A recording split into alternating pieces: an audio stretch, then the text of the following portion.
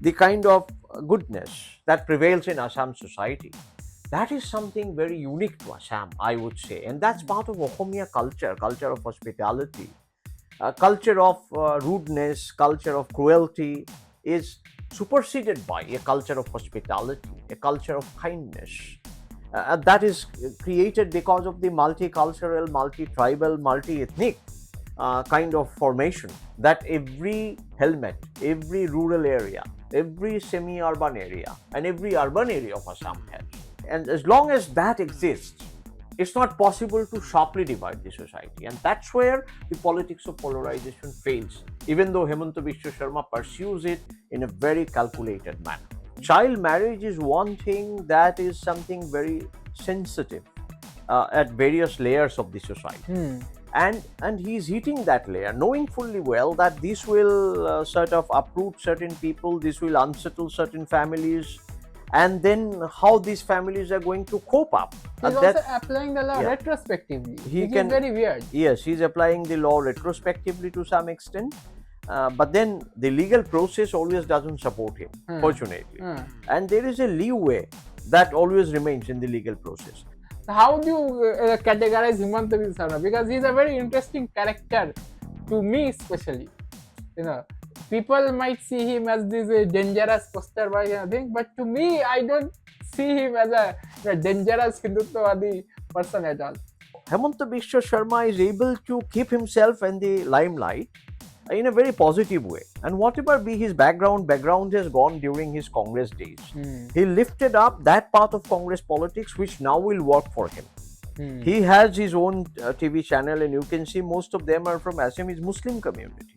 So therefore, he has a certain way of balancing these contradictions of everyday politics, and which keeps him alive as a very maverick and a successful politician.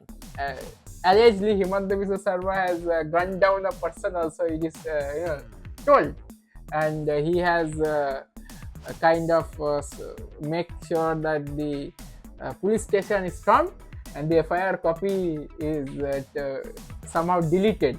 The problem is that Assam is caught between multiple forces. There are a lot of tribals who do not agree with each other. There are non-tribals, and Assamese people cannot claim themselves to be tribal. You can look at a parallel crisis in Manipur. The kind of differentiation that has happened between valley and the hill. Similar differentiation can get imported to Assam, and that will create a big problem for the Assamese middle class elites who are in power consistently for last 75 years in Assam. Thai Oham community has a very strong system of traditional heads, whom we call Gauburaj. Now, this is part of the very existence of the community. The traditional structure of Gaubura challenges the traditional political elites also. MLA also feels a little insecure if there is a Gaubura as a parallel authority. So he wants to finish that parallel sense of protective network that Gauburas create for their own communities. So there is a de-victimization of Bengali Hindus, and there is a re-victimization of Bengali Muslims. Now, Hemanta Biswa Sharma, between the two processes, have created a certain gulf so that people cannot even express themselves openly. Now, Congress party is not able to make use of such a situation. That's the weakness of the opposition, that people who are under attack, they are speaking the same thing, seeking same kind of a liberty or protection, but they are not able to come together politically. And Mr. Hemanta Biswa Sharma is making full use of this division, though he has not engineered such a division.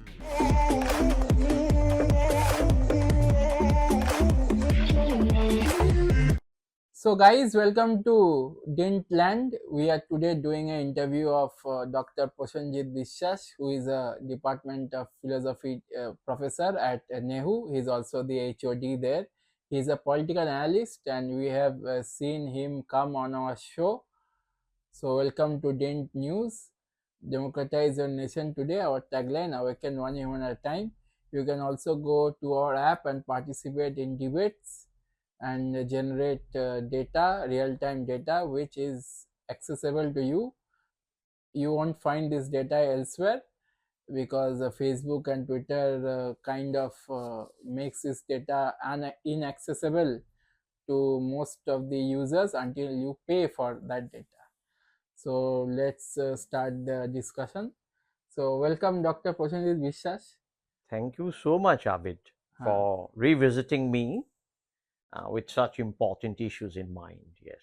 yeah, revisiting Dr. Prasenjit Biswas is well, it is a calling, considering how some people at DYNT Bangla and DYNT News consuming our two podcasts have become so reactionary. So it was inevitable that I had to do another podcast with you.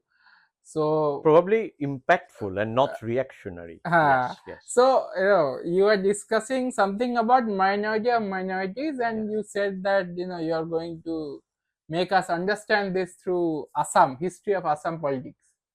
So what do you mean by that?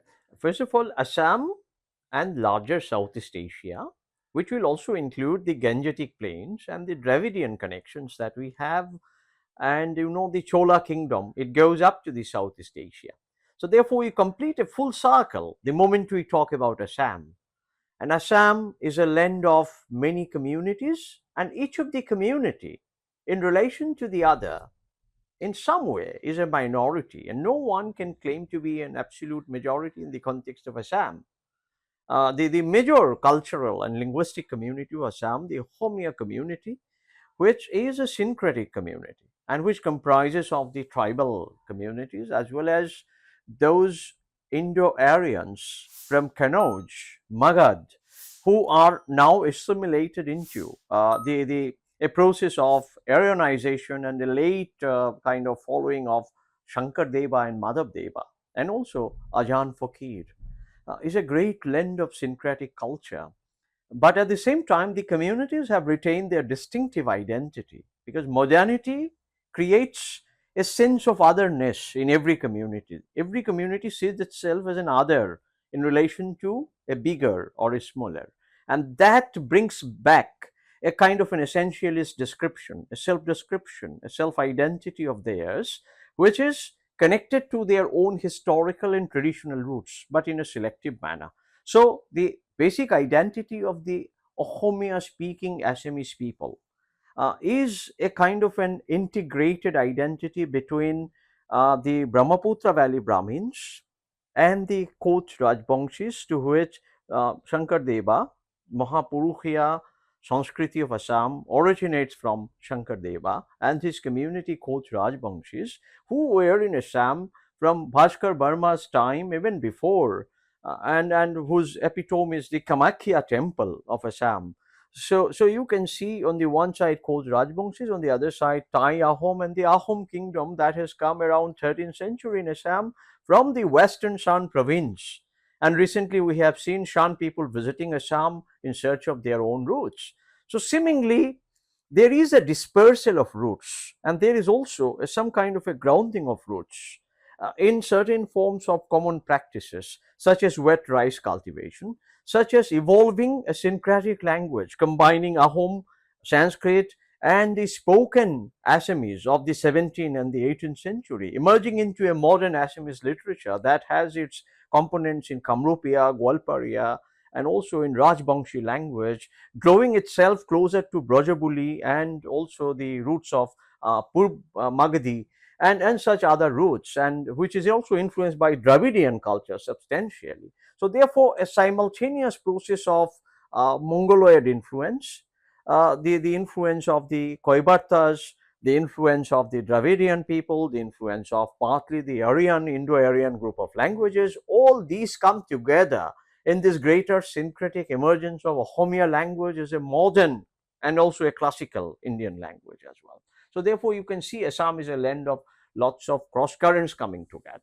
Uh, but since you're talking about Assam being minorities of minorities, Assamese culture representing that thing. But if you look at standard Assamese culture, a standard Assamese nationalism, then it is very xenophobic. It does not have any capacity to absorb pre-Tai Ahom language, a respect of that culture. Also, post British administration, where we see Bengalis flocking to Assam, Sylhet being added to Assam to increase its revenue. The language politics that starts in a kind of reactionary manner, and then we see a certain section of Bengali farmers who are the reason because this wet cultivation is a huge success. you know they are absorbed as the new Assamese or the Naya Assamia. And then after 1963, suddenly Assam is again burning. There is large scale riots against Bengali Hindus in general, and they have to flee Assam. Then it gets converted into genocide against the Bengalis, Boros, Mias. Then we see a new kind of xenophobic politics. What the standard is that everyone who has to be in Assam has to speak the Assamese, but there is hypocrisy there, because the Assamese language becoming bigger than the language spoken in Barak Valley. The resultant was because of the Mias started speaking Assamese and accepting the Assamese identity as the public identity. Somewhere down the line, everything is now going downwards, and even even the Bodo whose language is older than the new Assamese, or even the Thai Ahom language, or the Khoiborto, who can be said to be the origin of Bengali community also in many ways. Their culture being recognized as Bhumiputra culture, but then Bengali culture and Bengali language is being seen as not a part of the Assamese identity. They don't do anything in Barak Valley. They have some respect of Barak Valley because they know it was added to Assam later. But the dehumanization of the non-Assamese, including within Assam, those who are never Bengalis, like the Bodos, the Rajbangshis. How do we visualize that? In fact, Assamese and Bengali are still two major languages in Assam. And you have rightly pointed out that in history there is lot of strife, lot of ups and downs. But what has gone in 60s is reverted in 70s, very interestingly. 60s Bengal Kheda Andolon and 60s aggression against Bengalis didn't continue in 70s. In 70s, it takes a larger turn about, in a sense, unabated open border with Bangladesh and possibility, I would say, of large scale immigration of people from Bangladesh for various reasons. Actually created a sense of anxiety among the Assamese people, especially Assamese speaking middle classes, and also among some part of tribes and communities of Assam. And you have seen 6 years of Assam movement that has resulted into a broad agreement and reconciliation in terms of Assam Accord, which recognized for the first time Assamese as a major language, Assamese culture as the mainstream culture of Assamese, Assam, and also it provided breathing spaces, leeways to other non-Assamese cultures as well, in terms of deciding a cut-off date of 1971, 25th March, as the cut-off date of deciding who should stay in Assam and who should not stay in Assam. So Assam being a small space where there is a lot of pressure on the land, and Assamese people are slowly losing the land that they were having. There is a kind of a land alienation among the tribes and also among the Assamese people, be they farmers, be they middle classes. And even middle classes are rooted in their land because they have their village houses, they have their village property and village resources, which later turns into a kind of an urban capital or an urban way of living or livelihood. Is a kind of an urban rural connection that goes amiss in case of land alienation. So that is one of the causes which finds its expression in terms of othering the Bengalis or othering the Bodos, othering other tribal communities in Assam. But then this othering is just a superficial and artificial othering. It does not have deep roots in politics. Though politics is often influenced by the behavioral practices, as you know. In American politics, we talk about behavior and rationality. Behavior and rationality actually sometimes go together, sometimes they act against each other. Behaviorally, socially, culturally, there's a way of keeping oneself distinct. We call it a politics of distinction. We draw a line with others and we say that here is this cutoff, and we draw a cut. We don't allow them to take over our land, our employment, our productive processes, and even our markets. But when we say all this, underneath, there's a huge agrarian market participated by all communities, and all communities have contributed to agriculture, fishing, animal rearing, preservation of forest, grasslands, and such basic economic activities which are dependent on people's livelihoods, and people's livelihood is also dependent on these practices. These practices are rampantly available across Assam and Northeast given its ecological and cultural setting. So, therefore, any kind of ethnocentric politics finds its natural opposition, I would say, in the economic practices of the common people. And therefore, finally, common people do not really create a kind of a bad blood between them. They come together in the local markets, they buy and sell the same products, they share their food during Bihu, during Eid, and during other festivals, each of which become a hallmark of a beautiful kind of syncretism in Assam. So, therefore, that is the main strength of Assam's culture, which cannot be broken by anyone by a political discourse of polarization. Uh, but if we look at the history of this Assamese politics, uh, taking the culture away, because Assamese culture can be very beautiful, and because Assamese culture hasn't become that much xenophobic, you can say that Mias and the Bengali Hindus are kind of to some extent safe in Assam. Let's put it in this. Absolutely. But land and Assamese nationalism is kind of correlated. You talked about democratization of land, even within the Assamese, but this line system that exists, many that existed during colonial time. but in some way, it's a tactics of Assamese nationalism to make sure that the line system which existed, at least a soft line system exists. So they're doing new forms of Assamese nationalism. Sometimes they're attacking the Nepali. Sometimes they're saying Ali Kuli Nakchapta Nepali. Sometimes they're going after Hindu Bengalis.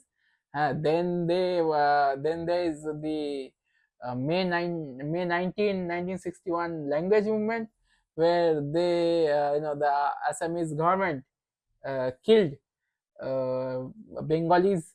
So, like, how to make people understand that the culture might be superior and the culture is not allowing fragmentation of Assam, but the Assam state, that is the very xenophobic, and that is it's a kind of settler colonialism also in many ways. Historically, people might say that settler colonialism can be applied only for the Palestine and Israel issue, but I think settler colonialism can be applied in history. So we can see, there was no problem between tribes. Whatever problems we see in Assam, it mainly originates from the Ahom people, and it originates even when Hindutva was not powerful in Assam. So how do you safeguard the political aspirations of the Assamese minority within the Assamese fold, who are largely tribals, and the Assamese Dalits, we may say, or the what do you say, the T tribes and the Bengalis, who would like to assimilate into Assamese culture, but politically are not being given the chance.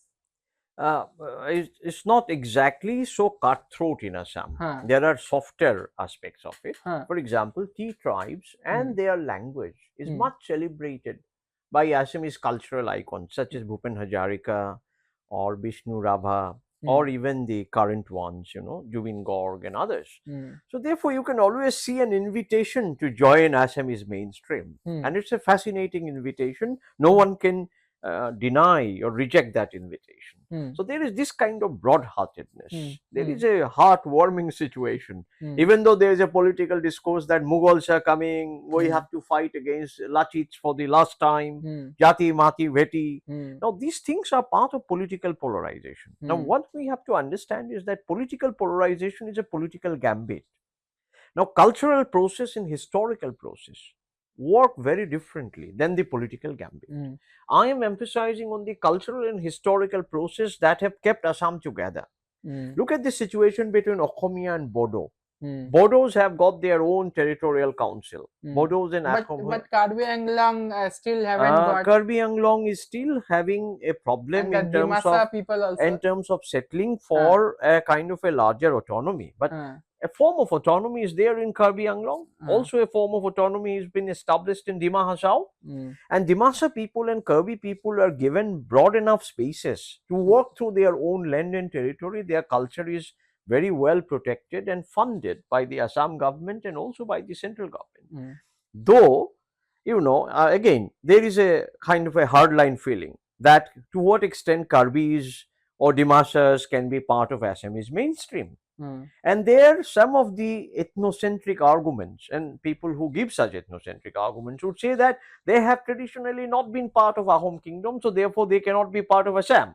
Now, mm, these arguments get subverted because these are self-stultifying arguments in terms of bringing together, even Ahom Haitokhoba brings together Karbis, Boros, Dimasas, Ravas, Koch Rajbangshis, Tai Ahom, and other such communities all come together in Ahom Haitokhoba, and they all recite, sing, dance together, participate in the same bihu and all that. mm, Now, you see, the cultural process subverts the political process of mm, polarization, mm. and political elites are not able to digest it. That is their biggest problem. Okay. And therefore, they keep on harping on a line of difference, but public doesn't get divided. It's a very strange situation and a very interesting situation that So- doesn't obtain anywhere else in India, I would say. So it's a lot like political elites trying to uh, bring a narrow-minded understanding of Assamese culture to thwart vernacular Assamese culture that is absorbing.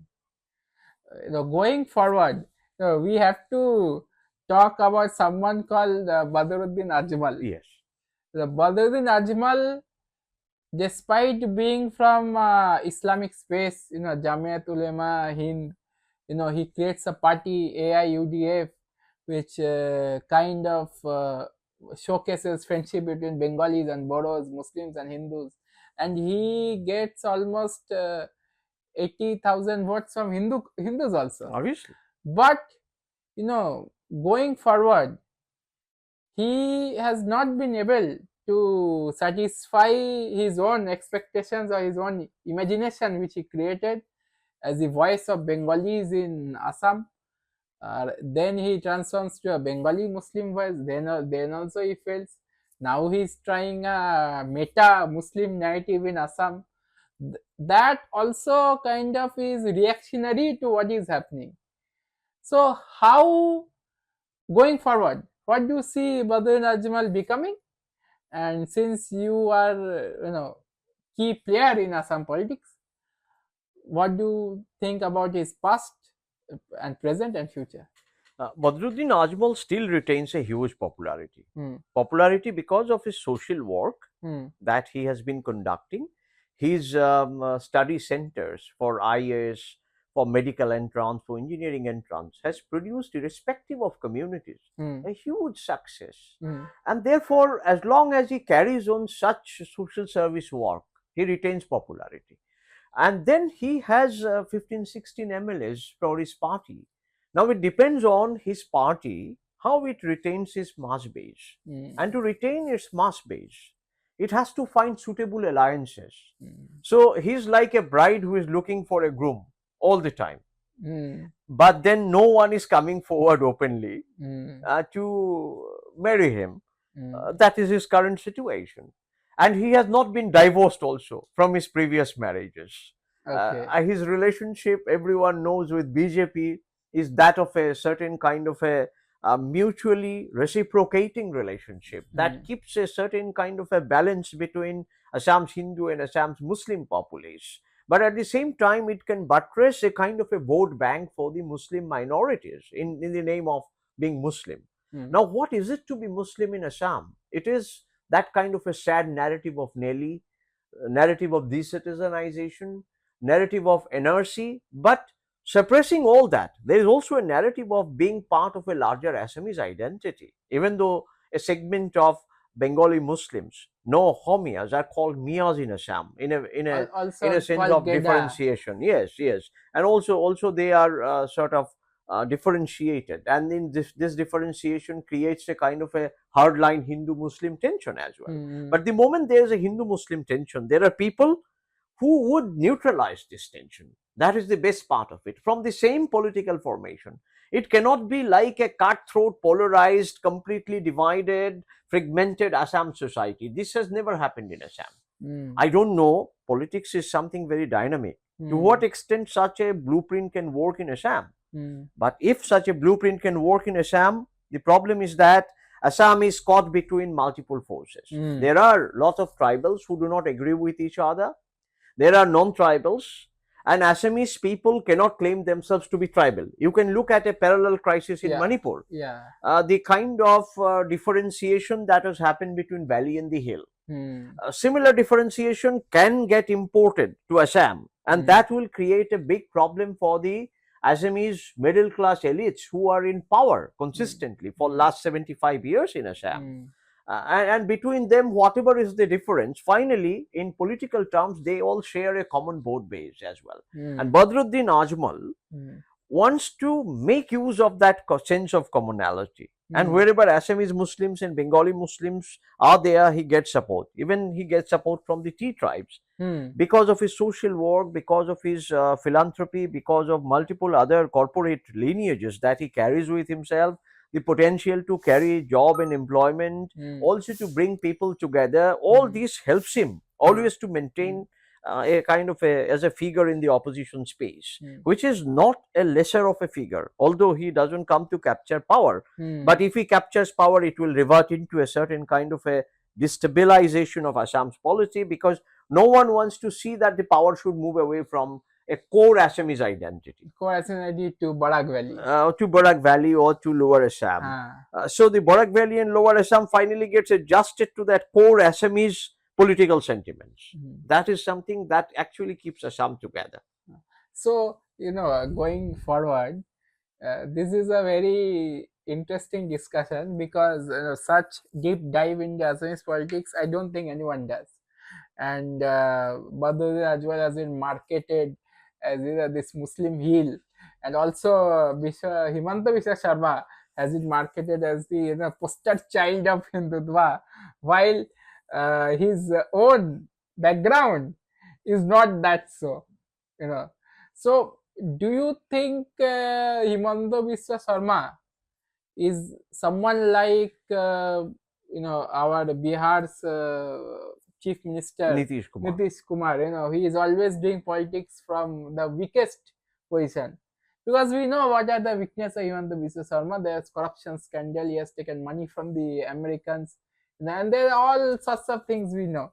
There is one particular case which we can discuss, but I think we should not discuss. That is, the allegedly Hemanta Biswa Sharma has gunned down a person. Also, it is told, and he has kind of make sure that the police station is stormed and the FIR copy is somehow deleted. So we are not going into that. I want a comment as to, do you think Hemanta Biswa Sharma is in a way playing Kissinger to safeguard Assamese ethnocentrism? Because whatever he does ultimately creates a reactionary force inside the Assamese also. They are very keen to differentiate between Hemanta Biswa Sharma's brand of Assamese nationalism and their brand of this cultural in an Nationalism. absorbent nationalism. At the same time, we are seeing Hemanta Biswa Sharma try so many formats of Hindutva. Sometimes he's saying, don't buy fruits and vegetables, fish from the Miyas. We'll not allow USTM to send their graduates into the Assamese state. Will not give them jobs. Then he created deliberate controversy regarding the floods in Meghalaya, mainly Shillong, where USTM is there. When 2 years ago he was hobnobbing with Mahbubul Haq. So it's kind of it's a kind of Congress style Hindutva politics. It's not BJP style Hindutva politics. BJP, at least, what we have seen, BJP, there's a line. Okay, they don't cross the line. They don't mingle with everybody. They become pragmatic electorally, like we have seen in Kashmir. But generally, they are very standard Hindutva politics. It is not like if Modi is hobnobbing with someone 5 years back, he is going to abuse that person going forward. That there is a certain standard in Hindutva politics. But in liberal politics, we see, someone might be a friend now, but will become an enemy later. So how do you categorize Hemanta Biswa Sharma? Because he's a very interesting character to me, especially. People might see him as this dangerous poster boy thing, but to me, I don't see him as a dangerous Hindutvawadi person at all. I mean, you have really brought out the pragmatics of politics, putting Hemanta Biswa Sharma's style as a kind of a new age 21st century young political style. Indeed, he fits into that very well. And he's better than Trump, or he's better than, any other rebel rouser. He is actually maverick, and also he uses his wisdom. He uses his influence among the Assamese middle classes to bring people together and also to keep them segregated. He went to Dima Hashau, embraced a kind of a young Muslim chap by apparently pretending to slap on his cheek just before the election. And many people criticized, is it what a mama does to a bhanja? Now his popular image as a mama, and many chor people, many young Muslim chap are fascinated by him. Many young girls, especially Muslim girls, are fascinated by his call to become progressive and not to use hood, and to come forward and take part in education, and also to abolish child marriage. So you can see a very different style of politicking. It's a kind of a political strategization. What will work when? And then he will also use hardline eviction politics to keep this Hindutva mentality alive by using bulldozers. And before his bulldozers, so many families got evicted and so many families have suffered. They have been declared foreigners all of a sudden without leaving them any defense. So therefore, there are these two sides of his politics, and he really brings it out in a very calculated manner. The political calculations are important here. Whenever there is this kind of an enforced statelessness, decitizenization, and all that, that is again addressed by the Assam civil society in a very, very reconciliatory manner, in a manner that people are safeguarded and their rights are protected. And there, you will see that he is not actually dissenting to that kind of politics that other people are playing. So therefore, Hemanta Biswa Sharma is able to keep himself in the limelight in a very positive way. And whatever be his background has gone during his Congress days. He lifted up that part of Congress politics which now will work for him. He has his own TV channel, and you can see most of them are from Assamese Muslim community. So therefore, he has a certain way of balancing these contradictions of everyday politics, and which keeps him alive as a very maverick and a successful politician. So can we say that Hemanta Biswa Sharma is basically trying to, jump on the Hindutva bandwagon and materialize something from Assam, for Assam, through this meta Hindu narrative? Obviously, he is protecting Assam's financial interests very well. You can see the recent spate of development in Assam, the flyovers in Guwahati city, which has enthralled the large Assamese middle classes. Mm. This part of job and employment that it is able to give, at least in Brahmaputra Valley, Mm. and which protects the interests of Assamese middle classes in the sectors of higher education, in IT sector, in service sector, and inviting a lot of investment in Assam by opening up manufacturing sectors everywhere, even in Gwalpara, and opening up the process of making chips everywhere, um, by mobilizing the latest technologies and using Government of India policies, especially investment related incentive policy, which he is advocating in a major way to attract investment from various parts of India as well as from abroad, Mm. is a kind of dynamism which is unmatched. Mm. And therefore, he still remains as a major space of attraction Mm. for the Assamese younger generation. Mm. And therefore, he keeps going in a very successful way, in a very popular way, in a very populist way as well. Mm. Another, two things that I need to highlight is he is going after masjids and madrasas are mostly Bengali. Mm. At the same time, when he was, doing his tirade against child marriage, there were Bengali Hindus also who were put in jail. Mm. But the Assamese media did not report about Bengali Hindus being put in jail for child marriage, even though those Hindu cases were more than Muslim cases. But the Bengali Muslims who were put in jail, they were only highlighted.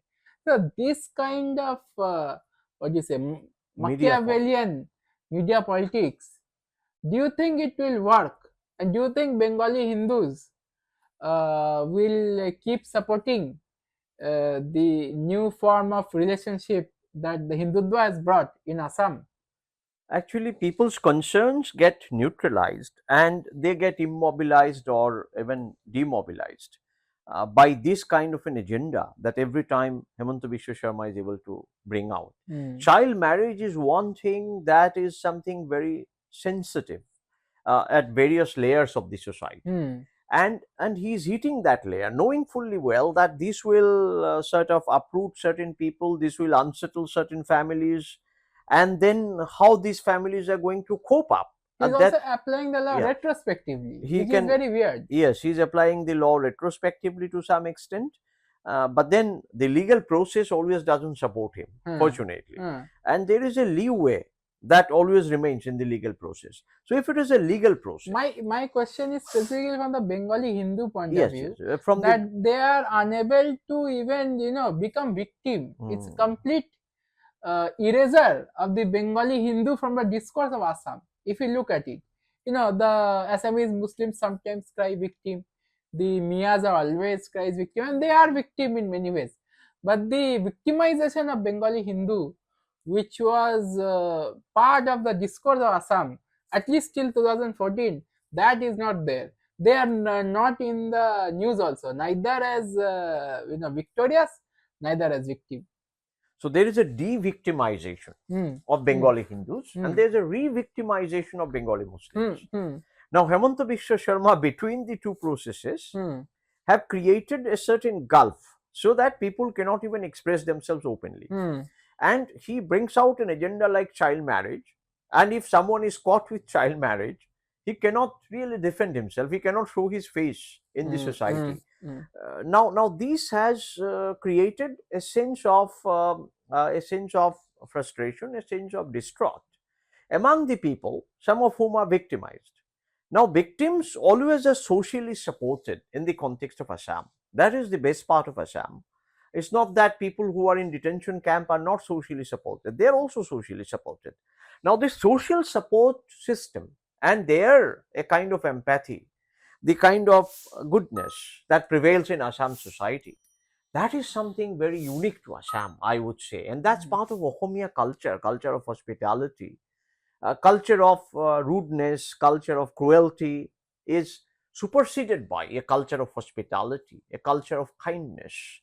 That is created because of the multicultural, multi-tribal, multi-ethnic kind of formation that every helmet, every rural area, every semi-urban area, and every urban area of Assam has. And therefore, you can see at the level of the people, there is a different kind of a citizenry, there is a different kind of a bonhomie.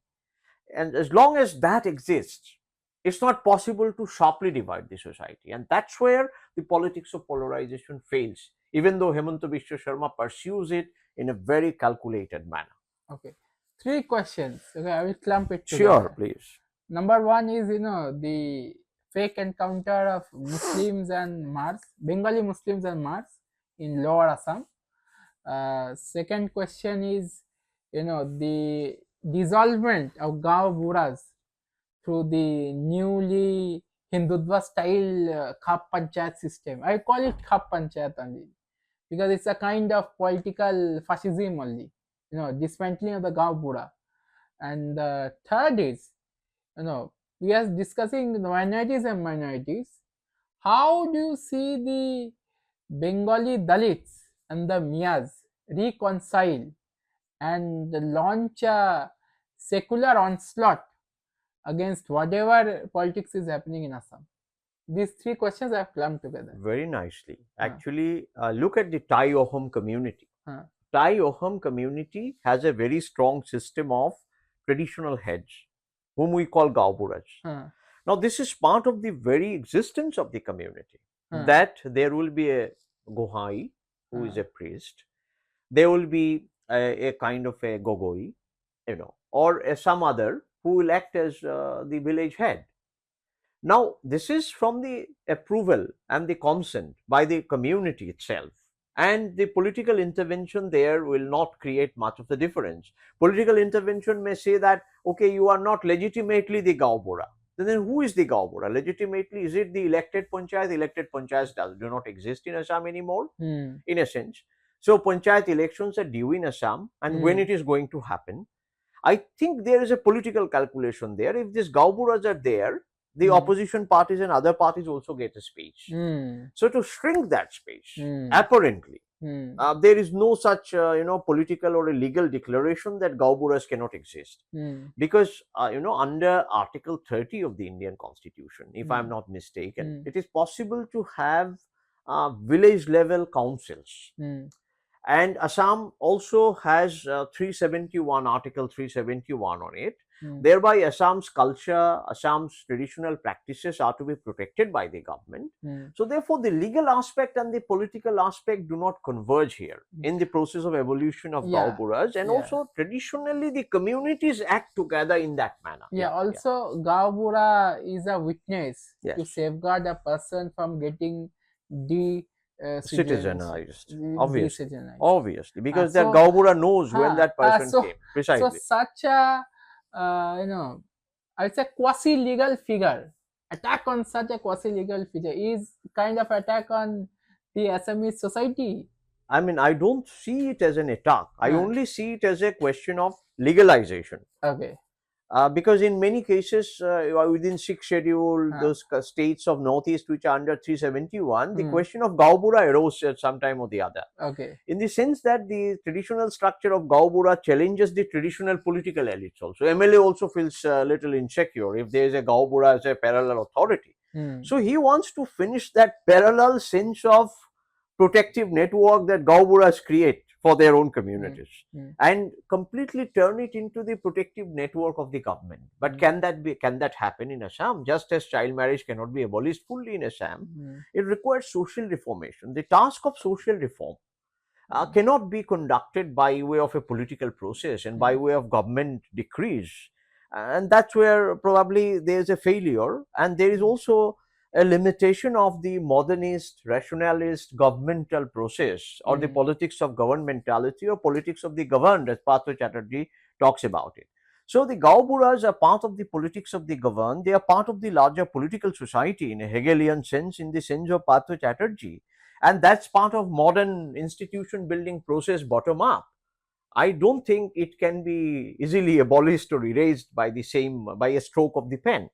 So therefore, traditional Gauburas will remain, whether they are legalized or illegalized. There is no question of abolishing that institution. And my other 2 questions about attack on Bengali Muslims of Mars, especially this DGP that has been sent from Assam to CRPF now. to Manipur. Yes. What's his name? I forgot. GP Singh, I guess. No, GP Singh has become the chief of the CRPF at Ah. this moment. So Yeah. so this politics Hmm. where Bengali Hindus, Bengali Muslims are under pressure, especially Bengali scheduled caste Hindus, Mhm. and Christians also in attack in Assam. Yeah. So how do you see them create a secular onslaught? They coming together and creating a secular onslaught against this fascism. Oh no, political they fascism. are not coming together, but they are speaking the same thing. Whenever But they there are is not an coming instance together. of How that. can they come together? Now, coming together will depend on a political sagacity of the opposition. Hmm. The opposition is deeply divided. Hmm. Akhil Gogoi Hmm. and then Gaurav Gogoi Hmm. and then the other Gogoi, who was the ex-ASU leader. Hmm. They all have to act in tandem, and they have to pursue this agenda. On the one side, there is Rakibul Hussain. Now, is Rakibul Hussain able to bring together various communities by way of a mobilization of opposition politics? Hmm. Now, Congress party is not able to make use of such a situation. That's the weakness of the opposition, that people who are under attack, they're speaking the same thing, seeking same kind of a liberty or protection, but they are not able to come together politically. And Mr. Hemanta Biswa Sharma is making full use of this division, though he has not engineered such a division. Now, as far as Christians are concerned, they are taking shelter under the larger rubric of the Northeast. But what is happening to Bengali Hindus and Bengali Muslims, they are looking also for a larger umbrella. Sometimes BJP itself is acting as a protective shield, because in a place like Shamaguri, for example, in the by-election, BJP has won, which is primarily a Bengali Muslim dominated community. In the history, always there was a Muslim legislator. First time there is a legislator who is not a Muslim. So you can see BJP also turns into becoming a kind of a protecting umbrella for people who have suffered otherwise. So therefore, Assam's politics is very interesting. It's like shifting sands of Brahmaputra river. The sand shifts without any notice and without anyone actually desiring it. And then the parties reposition themselves depending on the situation. It's entirely situational and nothing more than that, Abid. Okay. So now that brings us to the end of this discussion with Mr. Prasenjit Biswas. Here we have discussed how minorities Assam navigate through the Assamese nationalism, composite Assamese culture, as well as the pragmatics of Assamese politics. So thanks for watching DYNT News. Please subscribe to our channel and please download our app. You can participate in discussions live. Thanks for watching.